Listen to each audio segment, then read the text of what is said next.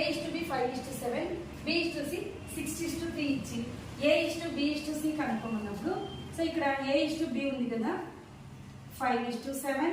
Next B కింద B:C ఇచ్చినప్పుడు B:C B కింద యాజ్ ఇట్ ఈజ్ ఇట్లా రాసుకొని B:C. సో ఇక్కడ ఇవి రెండు మల్టిప్లై చేస్తాం, ఇవి రెండు B, ఇవి రెండు A అన్నమాట. సో 7 3 21, 7 6 42, 5 6 30. A:B:C. ఇక్కడ A:B:C అంటే 30:42:21.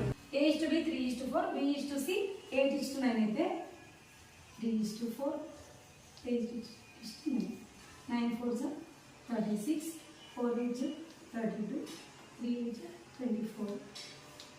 సో ఇక్కడ A:C కనుక్కోమన్నారు కాబట్టి A:C 24 36.